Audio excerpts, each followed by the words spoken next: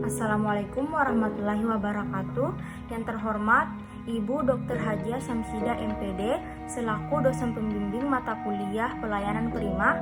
Saya Zahra Ramadhani dengan NIM 200207602016 dari Prodi D4 Tata Boga akan mempresentasikan hasil observasi saya. Di sini ada latar belakang. Di zaman sekarang, yaitu zaman yang sudah modern, mulai terdapat banyak sekali restoran atau rumah makan yang dibangun oleh segelintir orang. Tujuan operasional sebuah restoran adalah untuk mencari keuntungan dan membuat puas para konsumennya. Pengertian pelayanan prima. Secara etimologi, pelayanan bisa diartikan sebagai usaha melayani kebutuhan orang lain.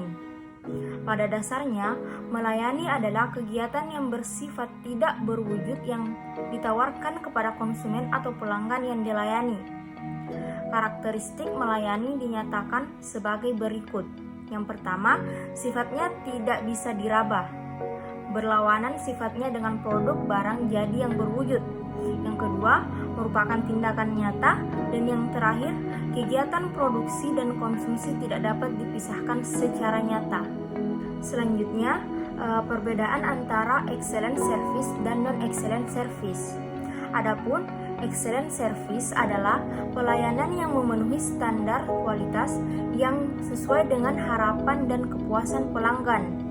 Sehingga dalam pelayanan prima terdapat dua elemen penting yang saling berkaitan, yaitu pelayanan dan juga kualitas. Non-excellent service.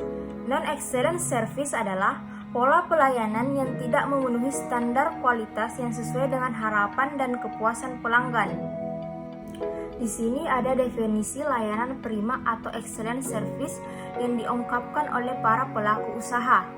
Adapun yaitu, yang pertama membuat pelanggan merasa penting, yang kedua melayani dengan ramah, tepat dan cepat, yang ketiga pelayanan yang mengutamakan kepuasan pelanggan, yang keempat menempatkan pelanggan sebagai mitra, dan yang terakhir pelayanan optimal yang menghasilkan kepuasan pelanggan.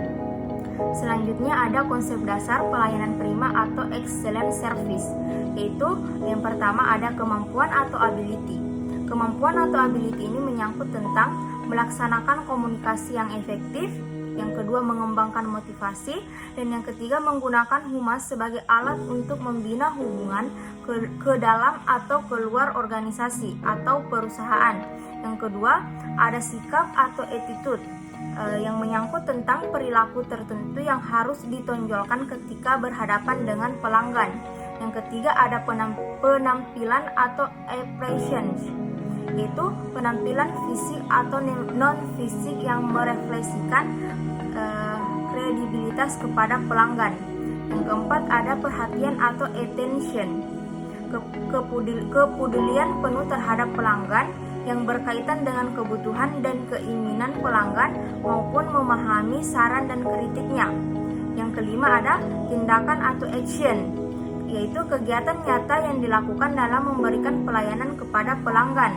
Dan yang terakhir tanggung jawab atau accountability, yaitu sikap keberpihakan kepada pelanggan sebagai bentuk kepedulian untuk meminimalkan ketidakpuasan pelanggan. Kemudian, bagaimana SWOT strategis pelaksanaan pelayanan prima yang ada pada tempat yang telah diobservasi. Pada tempat pertama yaitu strength. Kekuatan yang dimiliki pada tempat pertama yaitu rumah makan ini terletak di pinggir jalan besar, yaitu di mana tempat ini merupakan salah satu tempat strategis di kota ini.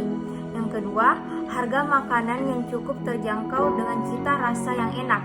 Yang ketiga, tersedianya sebuah makanan prasmanan di mana kita sebagai pengunjung dapat memilih makanan sesuka hati. Dan yang keempat, tempat ini juga merupakan salah satu rumah makan prasmanan yang telah berdiri sejak lama. Selanjutnya, weakness atau kelemahan. Rumah makan ini hanya memiliki satu kelemahan, yaitu di mana cara pelayanannya yang kurang efektif. Yang ketiga, opportunities atau peluang. Peluang yang dimiliki oleh tempat observasi pertama yaitu Selain memiliki menu yang terdapat pada warung pada umumnya, seperti nasi goreng atau bakso, warung ini juga menyediakan layanan makanan prasmanan yang membuatnya beda dari rumah makan yang lainnya sehingga membuat orang-orang berdatangan. Yang terakhir, threats atau ancaman. Ancaman yang dimiliki pada tempat observasi pertama yaitu kenaikan harga bahan pangan, yang kedua perekonomian yang semakin menurun karena kondisi Indonesia sekarang, dan yang terakhir semakin banyaknya warung baru yang terbuka atau semakin banyaknya pesaing di bidang yang sama. SWOT pada tempat observasi kedua yaitu yang pertama, strength atau kekuatan. Pelayanan yang diberikan sangat optimal sehingga membuat para pelanggan merasa nyaman. Yang kedua, ciri khas rumah makan yang membuat orang-orang penasaran untuk berkunjung. Yang kedua, weakness atau kelemahan. Lokasi yang tidak strategis dan rumah makan ini jarang beroperasional. Rumah makan ini hanya terbuka pada hari kantor atau Senin sampai Jumat. Opportunities atau peluang. Rumah makan ini merupakan satu-satunya rumah makan yang terdapat banyak jenis bakso sehingga orang-orang yang datang dapat bebas memilih jenis bakso yang ingin mereka makan. Threats atau ancaman. Ancamannya yaitu hanya terdapat pada harga bahan pangan yang semakin melonjak naik, apalagi harga daging. Bagaimana hasil dari observasi yang telah dilakukan antara excellent service dan non-excellent service? Pada tempat pertama yaitu Warung Mas Hadi. Warung ini berdiri sejak tahun 2009 dan didirikan oleh Mas Hadi sendiri. Warung ini berada di Jalan Tomangera. Pada saat saya datang ke warung ini, yang saya lihat pelayan di sini tidak menyambut pelanggan dengan baik dan benar. Pada saat pelanggan memilih makanan atau menu, sang pelayan memasang wajah yang tidak enak dipandang dan terkesan terburu-buru agar pelanggan memilih menu segera. Pada tempat kedua yaitu rumah makan bakso. Warung ini berdiri sudah 3 tahun dan pendirinya yaitu Ibu Hima. Rumah makan ini berada di jalur 2 di Kota Lahusua. Pada saat saya datang ke tempat ini, saya dapat melihat bahwa pelayan rumah makan ini cukup baik dan dapat menyambut pelanggan serta dapat menyediakan menu-menu yang diminta oleh pelanggan dengan baik dan benar. Harapan pelanggan akan pelayanan prima. Menurut survei yang dilakukan, orang-orang menyatakan bahwa memperoleh kepuasan dan pengorbanan yang sebanding merupakan hal yang diharapkan dari para pelanggan. Perusahaan atau organisasi memberikan layanan kepada pelanggan internal, yaitu para pegawainya. Kemudian, para pelanggan internal memberikan pelayanan kepada pelanggan eksternal melalui barang atau jasa yang diproduksinya. Untuk itu, perusahaan atau organisasi perlu memenuhi dulu harapan para pelanggan internalnya, baru kemudian mendapatkan tunjangan untuk memenuhi harapan para pelanggan eksternal. Kesimpulan, dalam dunia bisnis tentu ada berbagai tantangan dan persaingan.